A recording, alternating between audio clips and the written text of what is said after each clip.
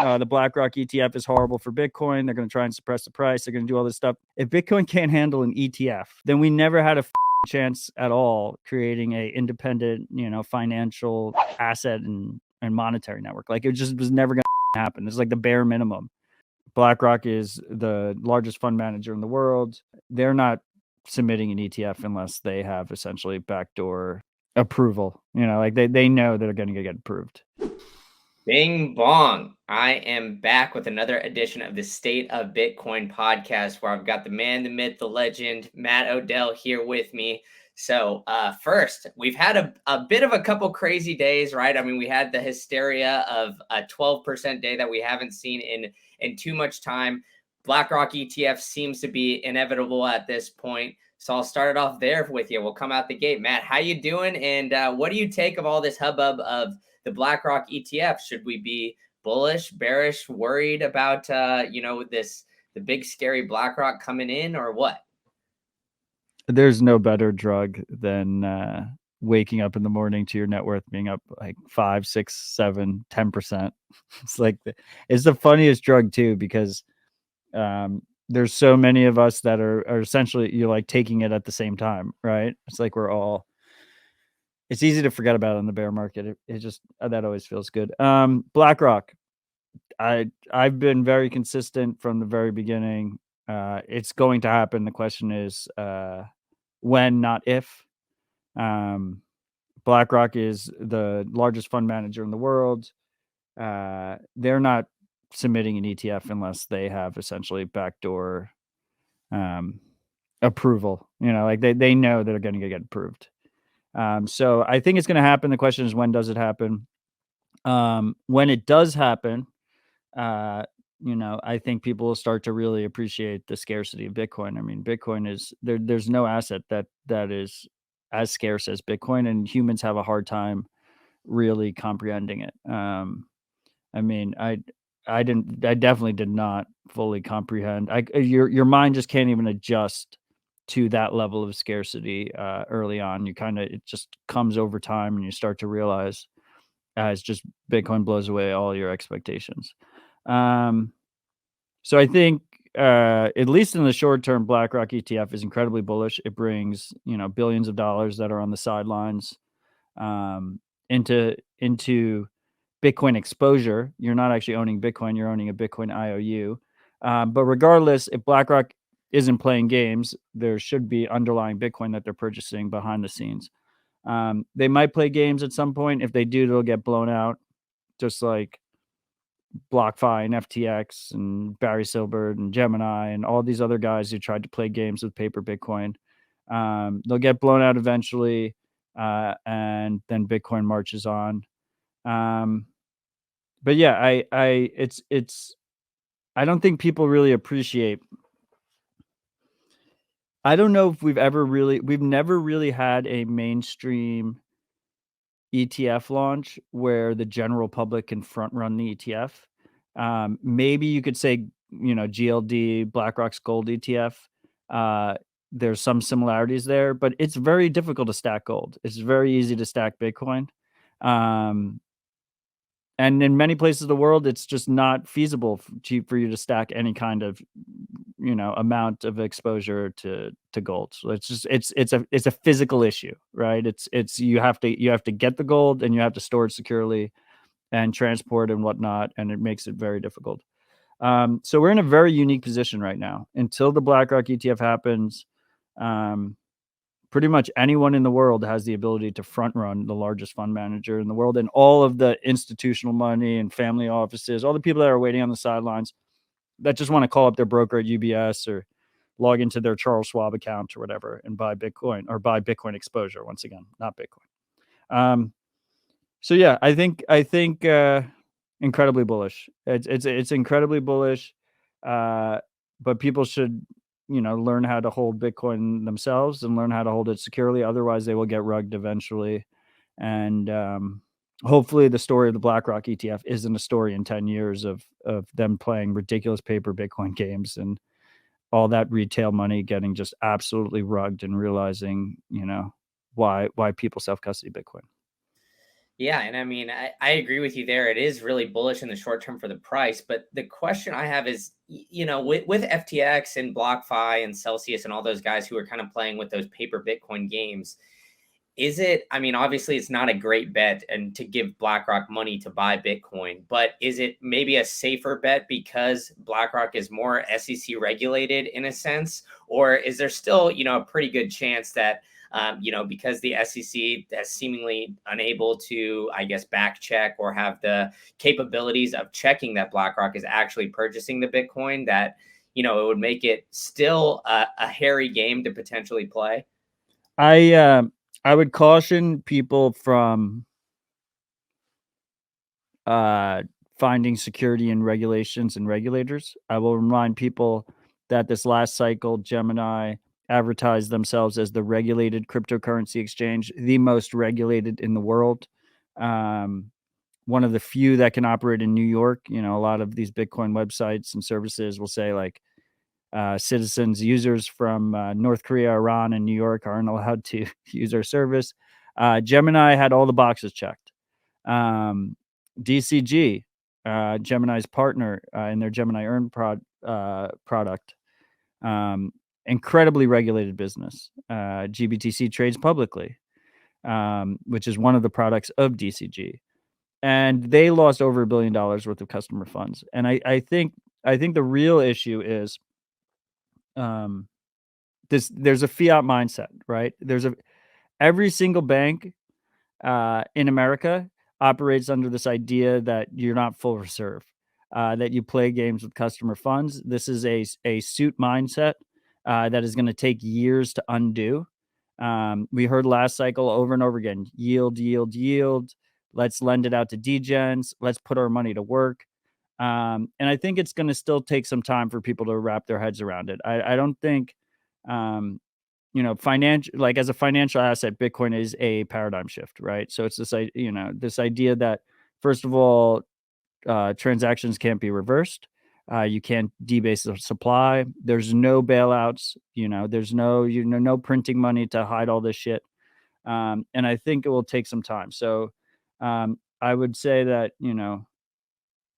and then meanwhile, right, some of the bucket shops that are completely unregulated, stuff like, and by the time this podcast is released, maybe Tether blows up, who the fuck knows, but Tether didn't rug, Binance didn't rug, right? But all the suits rugged.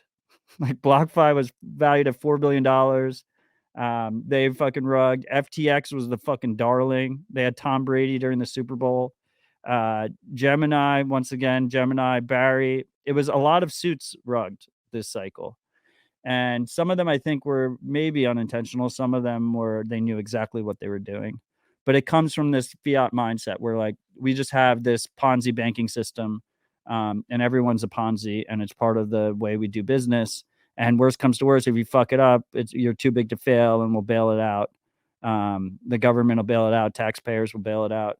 And that's just not the case in Bitcoin. So there's going to be learning experiences, and we'll see how BlackRock handles that responsibility.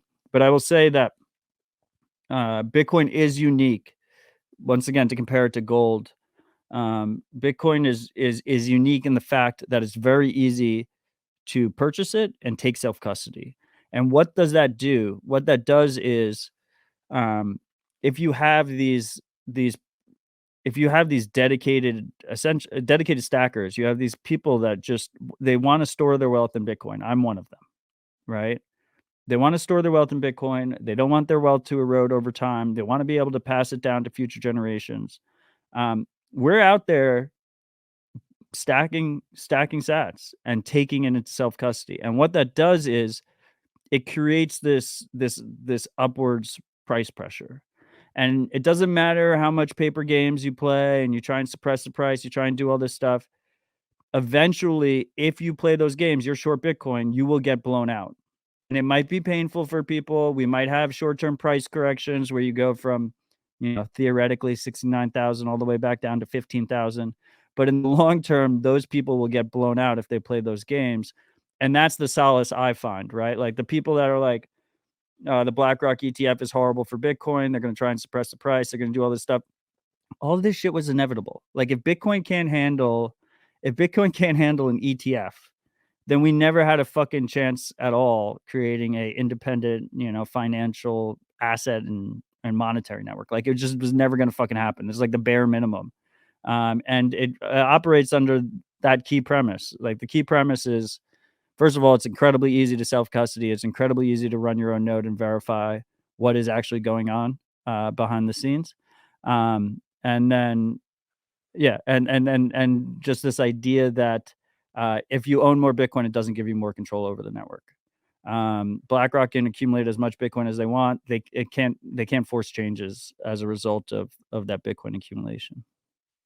But what does that do for like the circular economy aspect of things, like spending Bitcoin? Because, I don't know. To me, it seems like there's kind of, I guess, two schools of thought here, right? I mean, like the Western, like the United States, for example, is very much like hodl your Bitcoin, don't Right. ever spend it, that kind of mindset. Whereas, like, some other places, remittances, maybe using the Lightning Network, that's obviously developing very quickly. Spending Bitcoin is kind of maybe more of like a grassroots movement.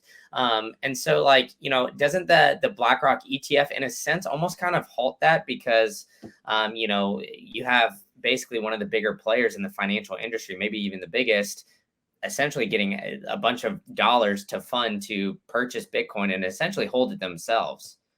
So, I mean, my thesis on Bitcoin is this idea that my thesis on freedom tech in general is that is the idea that if you build it, they will come. Um, and it is based on this underlying idea and concept that if people need something, they will figure out how to make it happen, right? And so it's important here to split it up. It's important here to split up essentially two bifurcated markets, right? In the developing world, there is a strong need for an independent money. There's a lot of failed government money out there. If you're in Argentina, if you're in many places in Africa, if you're in Turkey, if you're in Russia, you have a very horrible money, right? And you have a need to be able to transact globally and have an alternative. And they figure it out. They figure out Bitcoin. Circular economy in those areas tends to be doing much better than circular economy. This idea of spending and earning Bitcoin is has tended to perform much better in the developing world because they don't have many alternatives. In America, in Europe, you know, fiat is still a shitcoin. The dollar's a shitcoin. Euro's a shitcoin. It's not something good to save in, but we have a lot of options available to us. We have Apple Pay. We have credit cards.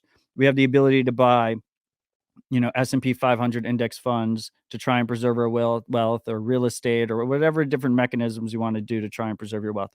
We have many options. That's our privilege, right? So you have two different markets. Now, in the developed world, people have been saying for the longest time, we need a circular economy. It's one of my main goals. Like, I would love to be able to just never sell Bitcoin and just spend it, right? Um, and it takes away that pressure on this idea of on ramps and off ramps, like these companies that connect you to the fiat system and have KYC and regulatory capture and all these other fucking issues. But I think in the developed world, what is going to push people forward in terms of actually being able to go and spend my Bitcoin at a hardware store or something is this idea that the small business owner, at least in the beginning, and the idea that the small business owner wants to accumulate Bitcoin themselves. This idea that we're running Bitcoin Park, this community supported campus in Nashville. This idea that as a founding partner of Bitcoin Park, like I want Sats, I want to earn Sats, so of course I'm going to accept Bitcoin, and I don't really care what kind of friction that involves because I just want the Bitcoin. And I think there might be an argument. I think there is an argument that these two things aren't necessarily opposed. It's not mutually exclusive. This idea of Bitcoin increasing in purchasing power versus spending Bitcoin. Because good money should accrue value over time. It should at the very least not lose value over time. And you should be able to save it without permission. And you also need to be able to spend it without permission because if you can't spend it without permission, then it's worthless to you. You don't actually have anything. So you need both for a good money.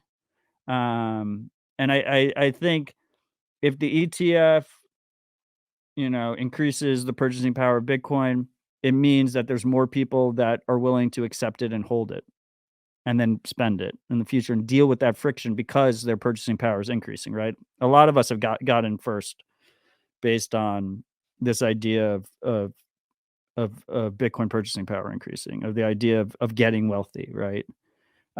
So if that mints more Bitcoiners, and then Bitcoiners as small business owners are the most likely to start a circular economy in America, then maybe it actually helps. Now, this is completely exclusive of the fact that there are different scenarios that I've been watching for a while where you pair something like the ETF with horrible regulation in the United States, right? Where you like essentially criminalize private Bitcoin usage. You say, if you self custody, you're going to deal with all this additional friction. So then just most people just hold the ETF. And obviously, you can't go to your local hardware store and spend the ETF to buy something. So if that's where most people, if there's regulations combined with it, you could have a situation where private Bitcoin usage is essentially outlawed in the United States. And it's one thing, like essentially criminalized. It's harder to enforce, but make you a de facto criminal if you're holding Bitcoin outside of these regulated institutions and spending it outside of the regulated institutions. At the same time as the ETF is pumping the price, and there's a whole group of Bitcoiners that will just think it's bullish, right? And the word you'll hear is regulatory clarity, and it's opened up all these new doors and yada yada yada. So it should be interesting to see how it plays out, but I don't think it's necessarily negative for circular economy in America. And it's important to realize that we have really made very little progress in terms of being able to spend Bitcoin in America. So it's hard to imagine it being worse. Yeah, that's a fair point. But you kind of brought up the grassroots movement, and I want to take a dive into that because I think that whole dichotomy around Bitcoin, kind of embracing the grassroots movement, is very interesting because in a sense the internet was supposed to bring us together as a globe, right? I mean, like we're connecting here from two different cities, right? It would take an airplane for me to get to Nashville. Right now I'm in Tampa. And vice versa, or a very long drive. I could have this conversation with somebody in Europe at the same time or something like that. Whereas, and same with Bitcoin, right? I mean, we could send Bitcoin to each other instantly through a simple Lightning transaction that would take seconds. But in a sense, it's kind of flipped on its head, right? I mean, we're now bringing it back to the communities and making sure that the communities are kind of building up before, I guess, maybe the globalization aspect, or maybe I'm just viewing this incorrectly. But I guess like I appreciate the stress when it comes to the grassroots movement, because I think you should really take care of your community first and foremost. But I guess like where did the dichotomy of this come from when essentially like the internet was almost supposed to bring us together, I guess as a globe at first. Does that make sense? Yeah, so I mean, it's a little bit before my time, but like the internet was essentially like a U.S. government invention, right? And so when the rollout of that happened, it was a very permissioned rollout in the beginning. It was you would have different institutions in the US, they would all peer together, they'd have these massive computers. It was a lot of colleges, right? Universities that were a part of it. And they have that like famous chart or whatever where you like see it's like there's like 7 hops on the internet, right? And then like in 10 years later, 20 years later, you have the global internet.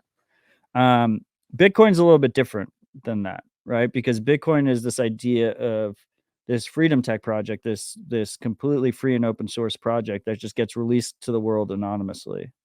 Um, and then people have to figure out what to do with it. And I think what's really powerful about it is this idea that you don't have to ask permission. There's no top down kind of scenario, right? It's really adoption is driven by individuals around the world that choose to to to pick a better option and take a better path. And then at scale together, um, it ends up being incredibly effective and actionable, right? But the key aspect is it just comes down to that individual who wants to opt into that system. So I think as a result, what we'll see is it has to start from grassroots. It has to it at the core of society, like that is how we interact with people, is mostly local. And it just comes with this added benefit that you can also send money around the world and leverage, the fact that we already have the internet and whatnot. But when you think about like how people interact with money, um, it's mostly local, right?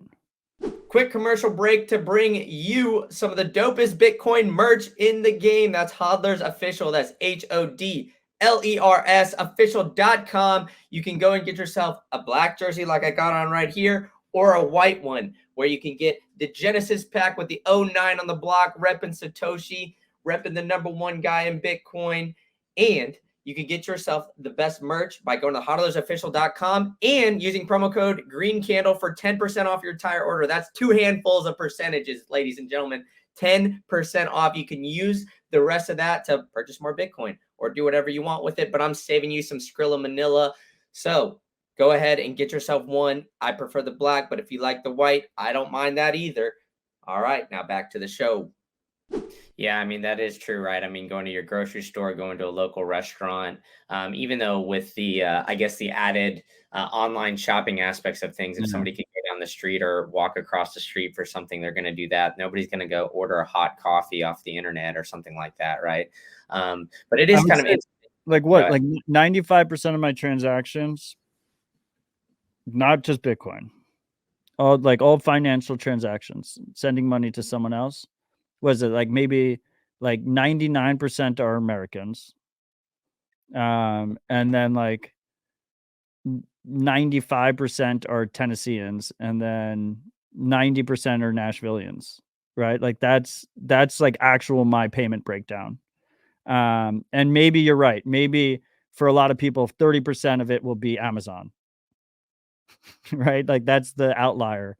But I just, there's another aspect here where like, yeah, like maybe in your head you're like, oh, like Amazon should just add lightning payments, right? And the big guys aren't going to do it first, just period. They have product, they have complete uh market domination. They have absolutely nothing to gain.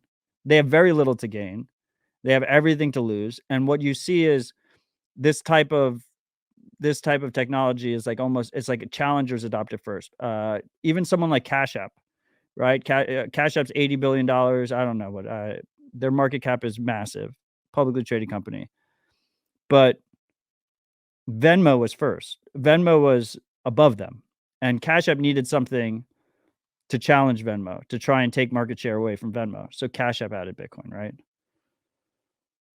And I think we just see that repeat over and over again. And in that way, like a lot of times it's just going to happen local, small businesses. Like that's where it starts. That's where the momentum starts until people can't ignore it. Yeah, that's fair. And, I guess kind of like adding on to that point, I was listening to the Thriller Bitcoin podcast with Carr and Michael from Oshi, Michael Atwood, and he was kind of describing Apple Pay in a sense too, because, obviously like, majority of Americans have an iPhone, maybe not a lot of, Bitcoiners, but majority of Americans have an iPhone, which, essentially you could connect your debit credit card to your Apple Pay, just double tap, put it up to a register, pretty easy to use. But those transactions now, I think like they say, merchants say like less than 10% of all transactions take place on Apple Pay, which has been around, I think, for like, I want to say like 7 or 8 years. So, it's something that too, I think it's not only just, obviously encouraging people to spend Bitcoin and use that circular economy, but it's also going to take like kind of a human behavior change of sorts, right? I mean, maybe it's going to take a merchant only accepting Bitcoin before, we kind of get to that circular economy, maybe like locally. So, I kind of agree with you where it's going to maybe the big players like an Amazon or somebody, they really have no incentive to do it. But the local people, I'm sure like at Bitcoin Park, obviously you guys have Bitcoin preferred and all that kind of stuff. And I would imagine that, that encourages more people to use Bitcoin just because of the community that you guys have built there. But, on that note, I guess one, like, how do you think the development of that has, I guess, shifted and made more people pay with Bitcoin? And two, like, do you think that it's brought and kind of helped build the Bitcoin Park community and made it, I guess, a little bit closer in a sense? So we, like Nashville, come visit us. Bitcoin Park is special. We have events that are free all throughout the year. We have some paid events too. We have a great membership base. They're always hanging out here, working here. I'm recording here from now Bitcoin Park. But one of our great shames, man, is it has been Bitcoin Park has been open for 14 months now. I've been in Nashville for 2 years. We don't have many merchants that accept Bitcoin. And I it's just a timing thing. You can't force anyone to do it, and it makes a lot of sense to me that it's going to come from merchant first. The few merchants we have, they're ride or die Bitcoiners. Of course, they accept Bitcoin. Like if they can get some no KYC Sats, even if it's just 5% or 2% of their monthly revenue, like that's a win for them, right? If they want to offer a discount, that's a win for them. I mean, just think about it from there's like basic principles, right? First hardware store in Nashville that accepts Bitcoin is going to do pretty well for themselves. The fourth, probably not going to move the needle at all.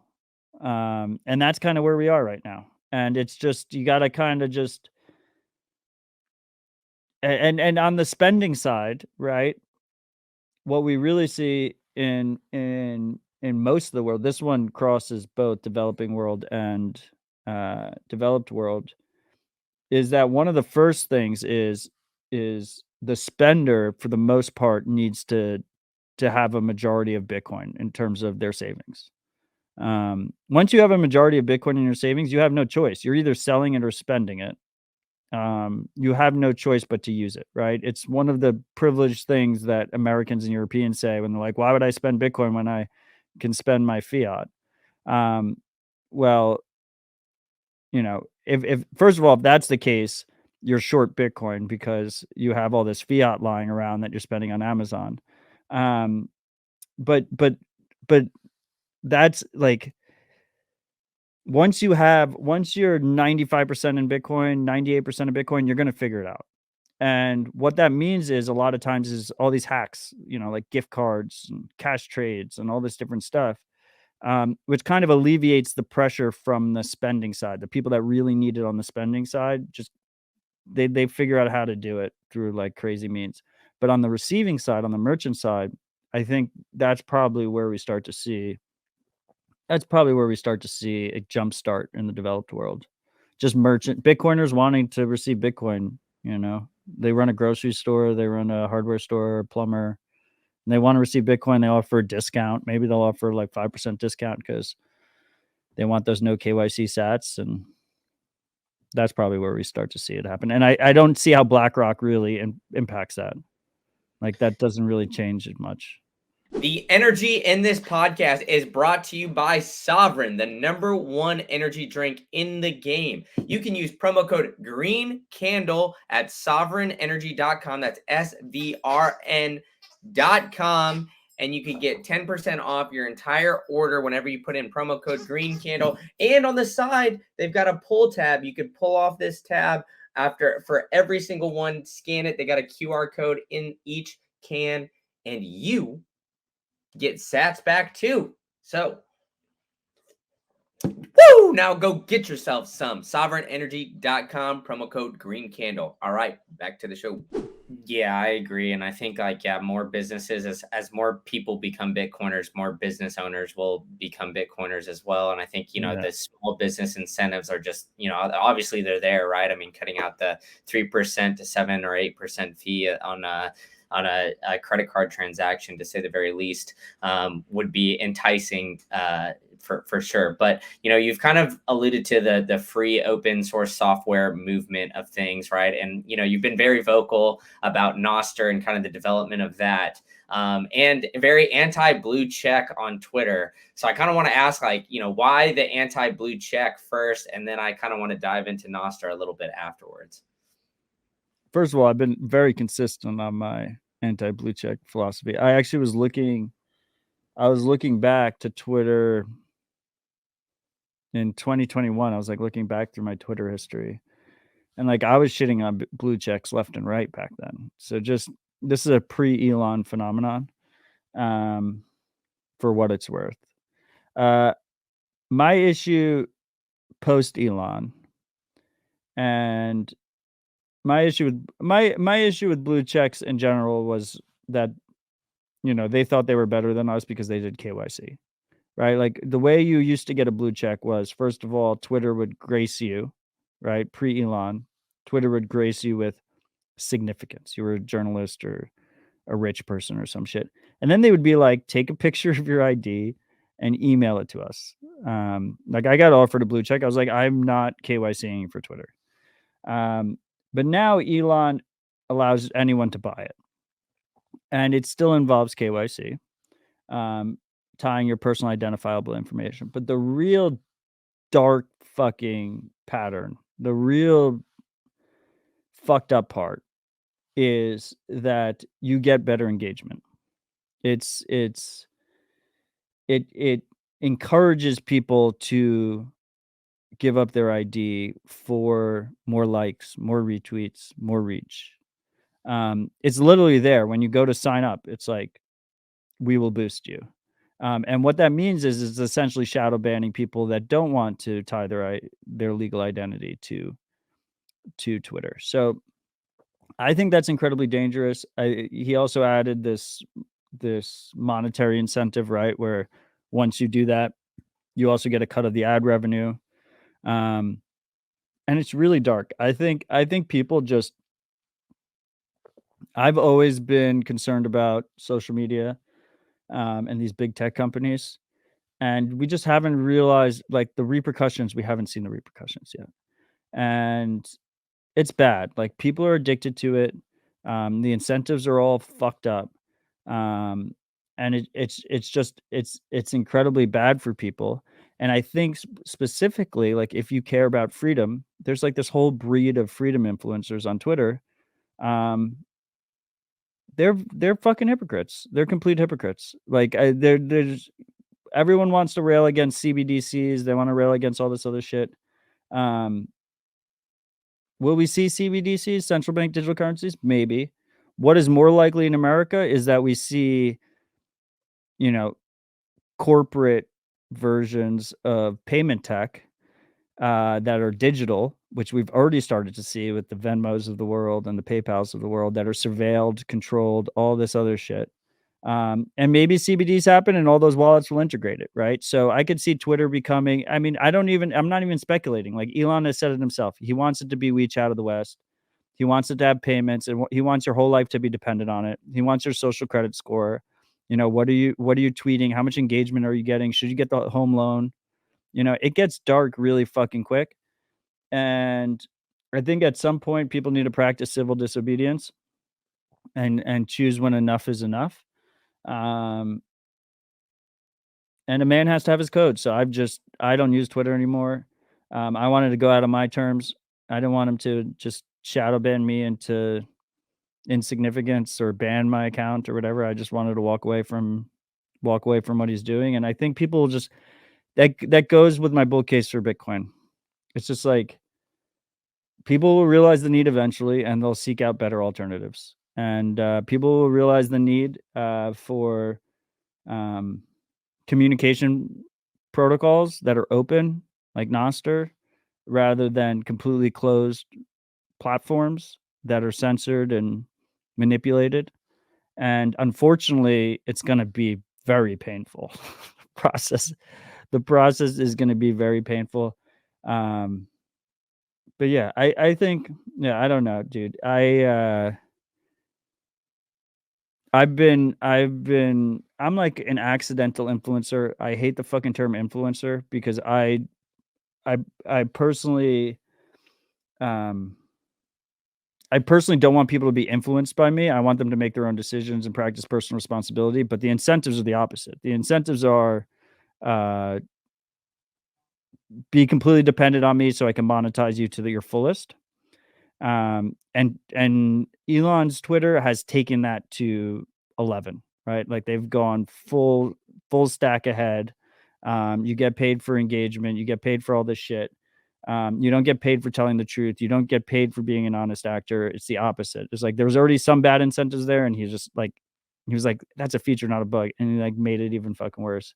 And I think we'll see the repercussions of this like influencer mindset. Like most of these people are like waking up in the morning and they're like taking for gospel like what these social media influencers are saying.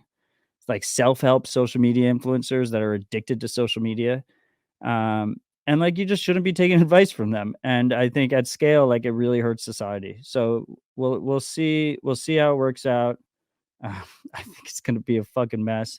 I'm glad Noster's there as a option that's being built out in parallel, so people don't have to rely on this shit.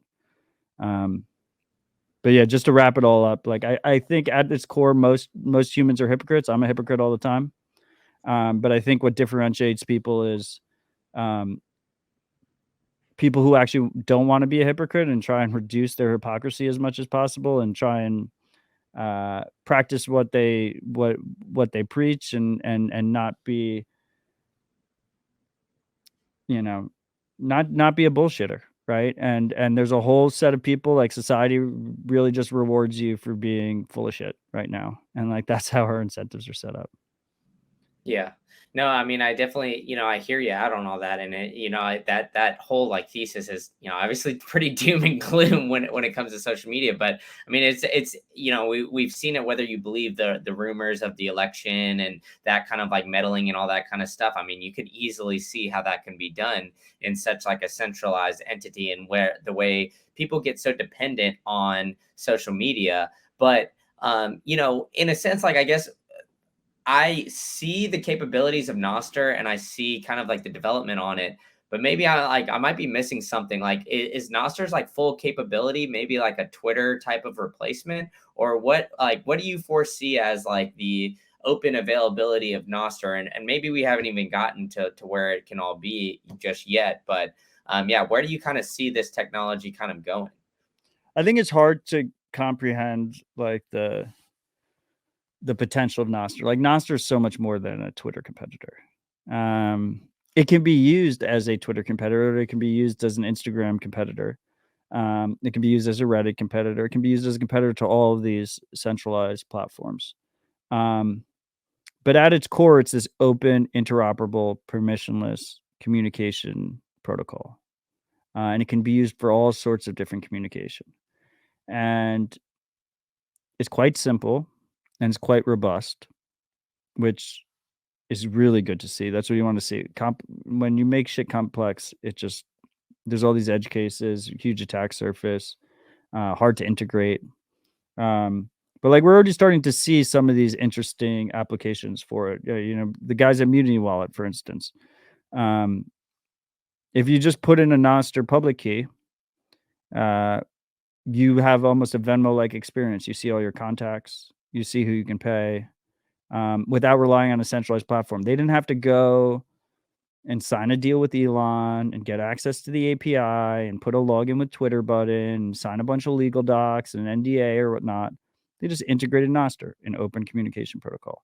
And I think when you mix that with an open monetary network, right? You have really, really like the world is your oyster. There's so much capabilities there. So I will say that I think it's incredibly powerful as a Twitter competitor. It's incredibly powerful as an Instagram competitor. But that pales into comparison to what we will see in terms of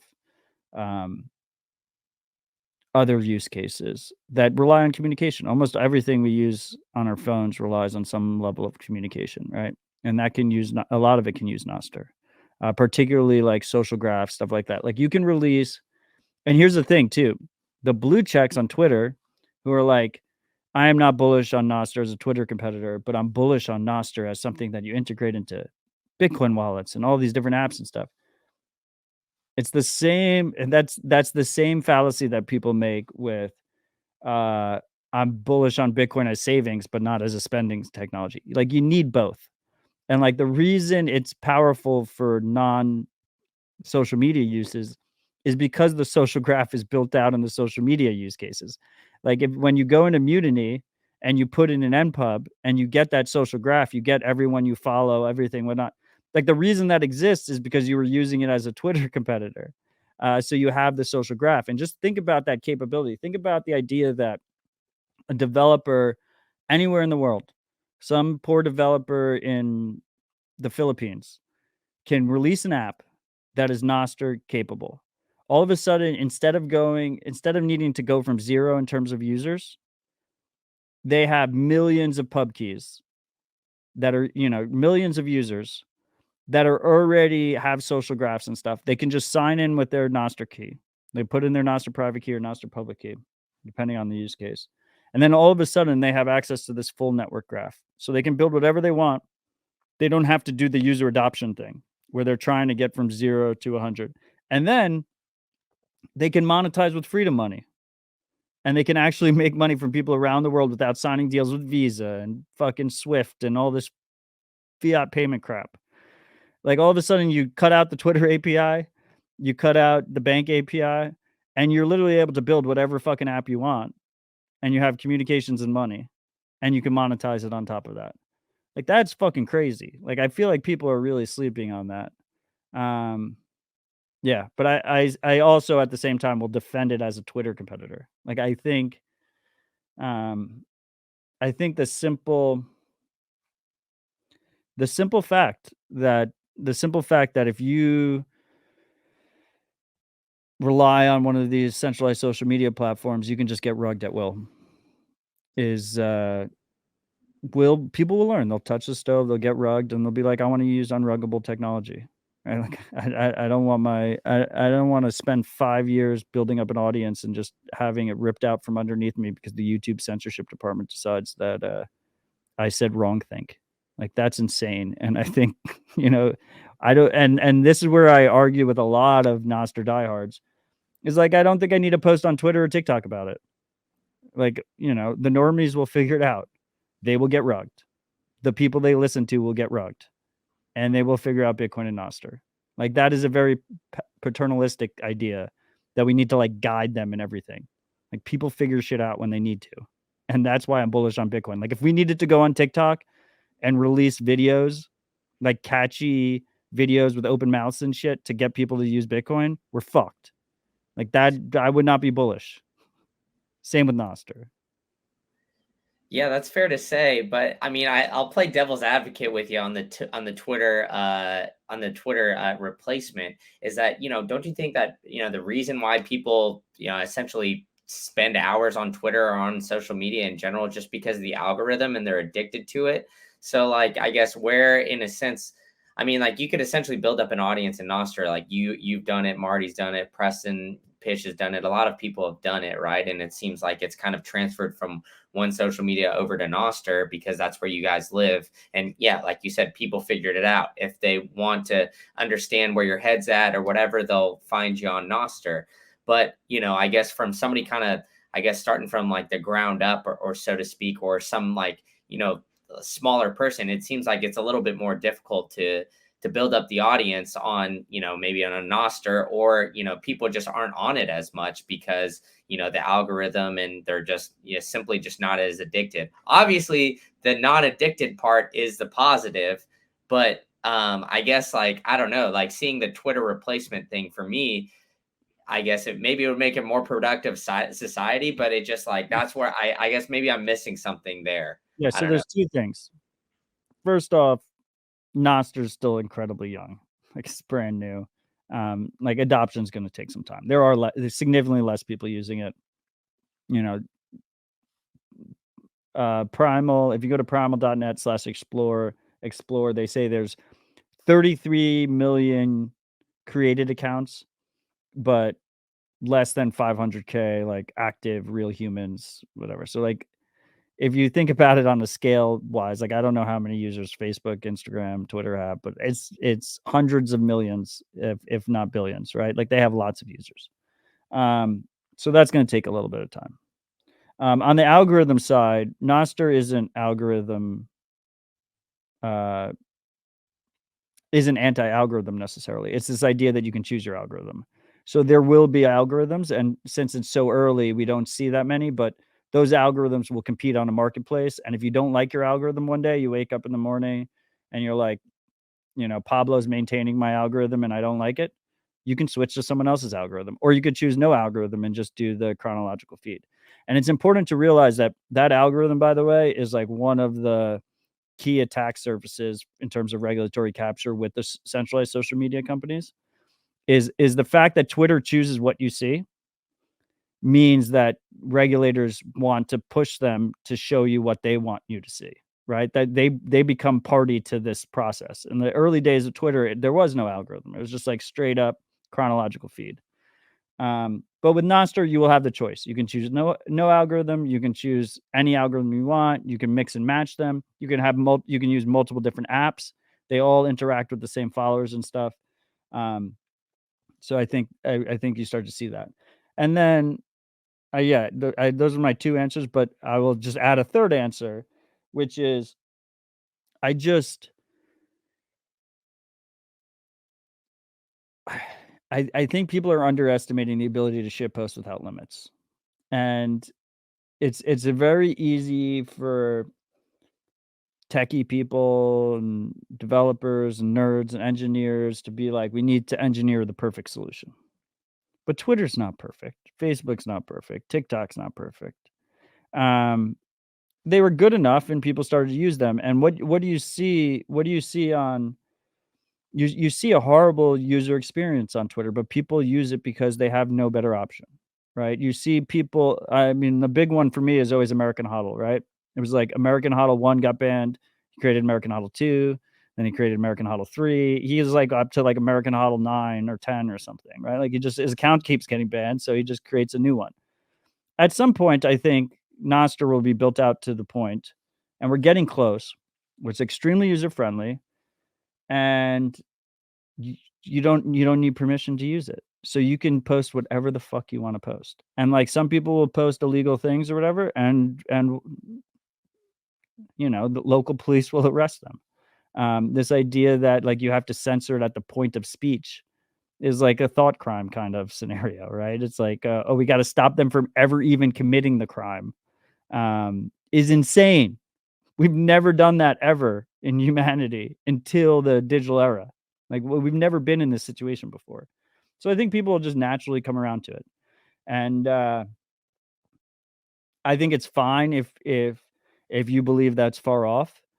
But I will say that at least own the fact that the reason you're still using Twitter, the reason you're still using TikTok, the reason you're still using Instagram is because you love that dopamine hit of someone pressing like or retweet. And it's not really about providing value to the world. That's just like a bullshit virtue signal thing you're doing. Because if your content actually provides value to people, they will use Nostr. They will figure it out. They will use your email newsletter or whatever. They will watch your podcast. Like that's what'll happen. And it's really just a bunch of people deluding themselves into thinking that they're not completely addicted to the dopamine hit that is social media. And I would just it would make me feel better inside if the people I respect just admitted that's why they do it. Yeah, I mean, I think that that's 100% fair to say, right? I mean, obviously, it's the algorithm, the dopamine hit, too, getting those likes, retweets, all that kind of stuff, too.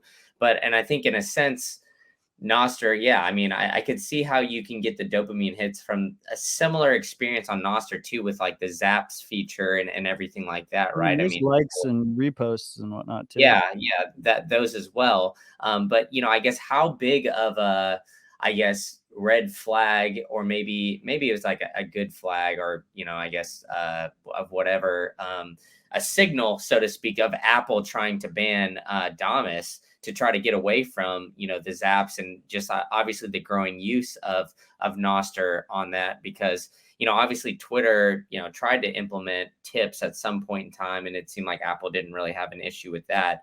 But now, I don't know if if Apple was getting a cut of those or whatnot, or the I think they true. were getting a cut. That's the key. It's like, first of all, like Apple is a problem. They're a walled garden. You use Apple products with their permission. They can ban all Bitcoin apps. They can ban all Nostr apps. What we've seen on the Nostr side is it's really mostly about their cut. They usually get a 30% cut of in-app purchases. Apple's behind the times. They don't accept Bitcoin payments. Uh, So it's hard for it's hard for Nostr or Bitcoin apps to give them a 30% of in-app transactions. I think Apple will probably come around eventually, and it'll actually make it way easier for them to monetize with these developers, because you can be a developer anywhere in the world and you can send them a cut with Bitcoin payments. You can just do like a Zap split or whatever. They could receive on Lightning, you know. How many years is that? I don't fucking know. But I will say, like, it just goes back, like, it goes back to those two themes that we've talked about multiple times already in this conversation. Is first of all, if people need it, they will figure it out. I have a buddy who is a TikTok influencer. I give him shit about it all the time, obviously. But he uses a different phone when he does his TikTok influencing, right? Like, he's an influencer and, you know, he makes a decent amount of money from doing his TikTok videos, but he understands the Chinese government is spying on everything he does. So he went out and he bought an Android phone for $200 that he just uses for TikTok. To be able to ship posts without limits, people might have to buy an Android phone or use a computer, you know, to do it.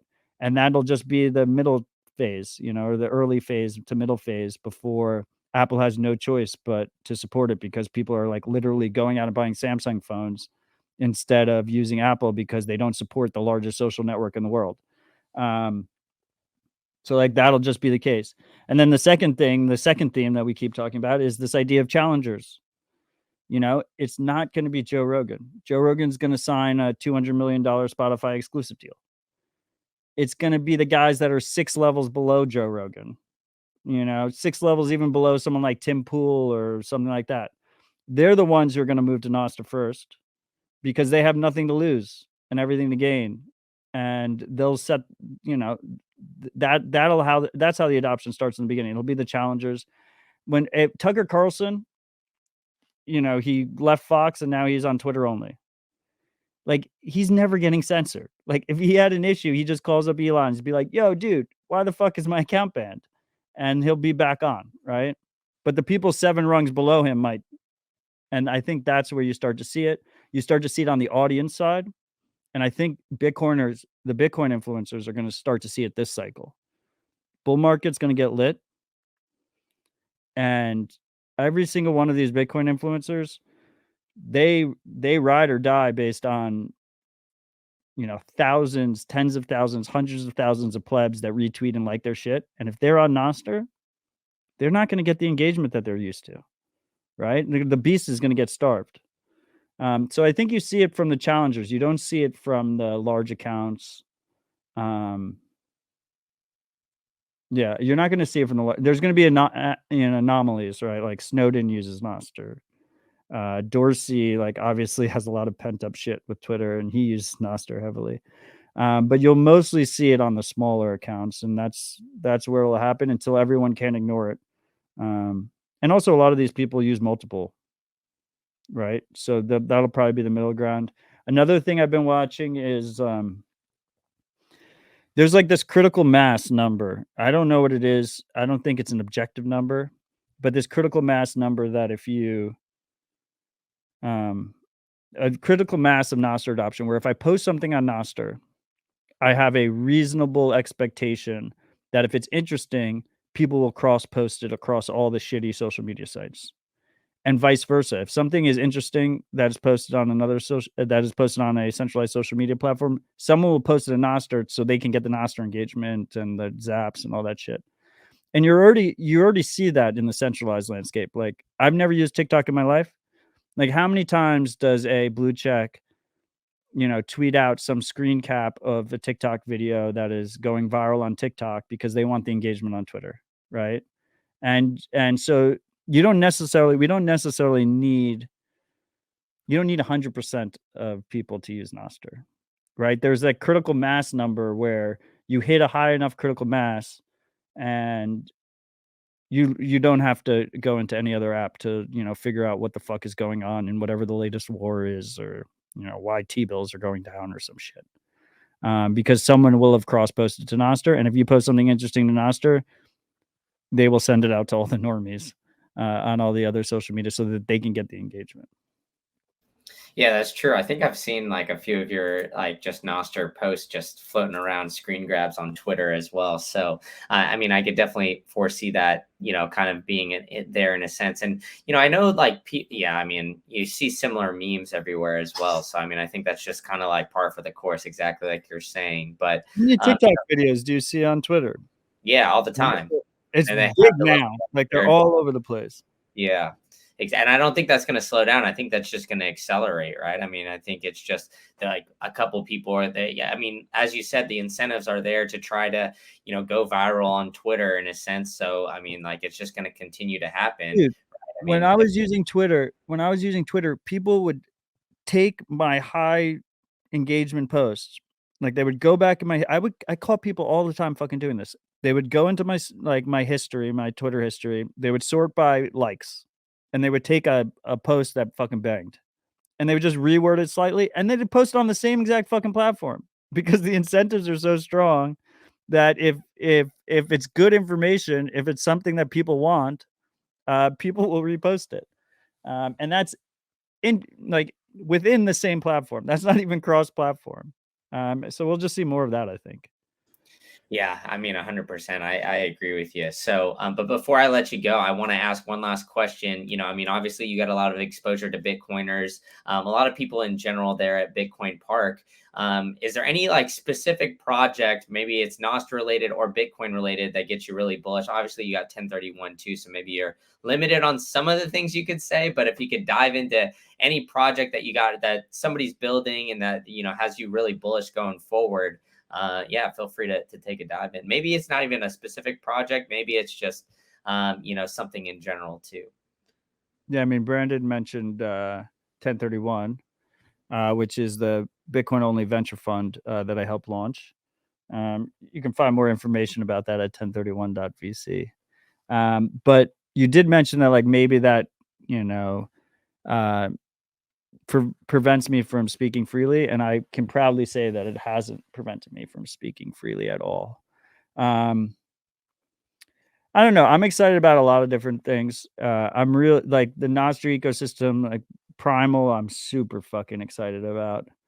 Primal.net is this idea of a Nostr. It's like, and this is the thing. It's like trade-offs all the way down, always, right? And this is, what's cool. But like Primal wants to build a Twitter killer, and to some Nostr people, it's not purely Nostr. It's not like the pure unadulterated Nostr. They want to have an algorithm. You can opt in or out of the algorithm, and they put a server in between you and all these different distributed relays. And what does that mean when you add the server in between, which is completely open source, to make sure that it's trust minimized, make sure there's no regulatory capture and regulatory pressure? um, Means that you might have an experience that's actually faster and better UX than Twitter. Like it's not just for the freedom. It's not just a shit post without limits. It's actually just a better fucking experience all over. So Milan and his team over at Primal, I'm super excited about. I've always loved the team at BTC Pay Server, like circular economy stuff. I'm really excited about. Um, the boys at Mutiny Wallet are fucking crushing it. And like that overlap between Bitcoin and Nostr is something I've been really watching. Also, like it sounds super hype, but that overlap between AI, Nostr, and Bitcoin, where like you're paying AI with Bitcoin because it's the best money in the world. And of course, that's what you would want to do if you're dealing with computers and algorithms and stuff and APIs. And then the communication is happening over Nostr. It's like this crazy trifecta. Um, so there's a couple companies that are like projects that are like in that space. We have Pablo with the data vending machine concept, which is basically that concept. It's an open source. Um, it's something that anyone can integrate. They can create all these different data vending machines where they communicate over Nostr, paid with Bitcoin.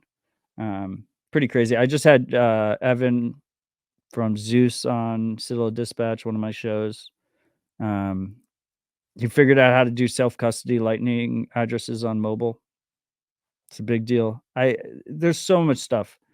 It's when you're in the weeds, it's hard not to be bullish all the time. Like we're building the future. Um, and I'm just trying my best to play that tiny little small part in it all. But at the end of the day, like all I really care about is is it sounds corny. All I really care about is freedom. We have no other option. If we don't have if we don't have freedom options, if we don't have freedom tech, the alternative is incredibly dark. And people say like I'm a doomer and all this other stuff. But ultimately my take is optimism. It's just we're going to go through a dark period, and we can reduce the amount of darkness, and we can have paths to light. Um, and that seems like the best fucking option for us, period. And there's a lot of teams building just really fucking cool things. The no KYC, like P2P trading stuff is really cool. A lot of different trade-off balances, RoboSats, Peach, HODL, BISC. And it's cool that they're all like, when you have these like open, I'm just ranting, when you have these like open permissionless protocols, what that means is that first of all, anyone can build on them without permission. And then users have like ridiculous amounts of choices. And this is what Bitcoin Twitter or Bitcoin Nostr or Bitcoin Reddit or Bitcoin IRC, like where we all like to argue with each other. This is where a lot of people miss it, right? It's like you don't have to agree with every tool or project or what trade-offs they make. The cool part is that we can choose which one we want. Like I can shit on Wallet Satoshi all the time because I think they're going to rug people and they might shotgun KYC or whatever. But it's cool that you can use a custodial wallet from some random ass Australian company, or you can use a self-custody wallet from Evan with Zeus or the Mutiny Boys, and you have that choice and they're all interoperable. Like that is just, it blows my mind that that's possible. And so I just hope we're going to live in a world where users have many, many options. People have many, many options, and that includes choosing your own money. And that includes having freedom of speech protected by code, not by corrupt politicians. Yeah, man, I love that, and I think that's a great place to wrap it. So I appreciate you highlighting all those great projects and great things going on. So I'll give you a chance if you want it, you could have it to shill all the stuff you got going on. Obviously, we mentioned 1030 Roll and Citadel Dispatch a little bit already, but yeah, man, where can they find you and figure out all that you've got going on? Like I don't need you. Like you don't. If you're addicted to social media, like I don't, make your own decision. But check out Nostr. Consider checking out Nostr. You can find me on Nostr at primal.net/Odell. I have all relevant links at odell.xyz. But just like no one is going to save you. You have to save yourself. You have to figure it out. You're going to figure it out eventually. I have faith that you'll figure it out eventually. People do a lot of hard things in their lives, and they do it because they have no choice and they need to do it. But yeah, it's on you. Do better. And if you need any help, there's so many of us in this community that will help you. So don't hesitate to reach out. I know Brandon mentioned Carr from Pleb Lab and the Thriller Bitcoin podcast. Me and him actually connected through one of the Pleb Lab chats. But like Pleb Lab is a perfect example. It's just like they just care. They're people that care, and they're ready to answer your questions. And there's many of us out there, so just don't get overwhelmed, and just help out your fellow human. Yep, help out your fellow human in local communities as well. And yeah, shout out to Pleb Lab. So yeah, Matt, thanks so much, man. This is a great conversation. Really appreciate it. Appreciate you. Thanks for having me. Thanks so much for tuning in to this great episode with Matt. If you enjoyed this one and you want some more content, click on the link right here and check out my latest interview with Tom Luongo. We get into it all. If you've known Tom, he's a wild one, so stay tuned. And if you found some value in this podcast, please smash that like button, hit that subscribe button so you get notified of the next videos. All right, I'll catch you at the next one.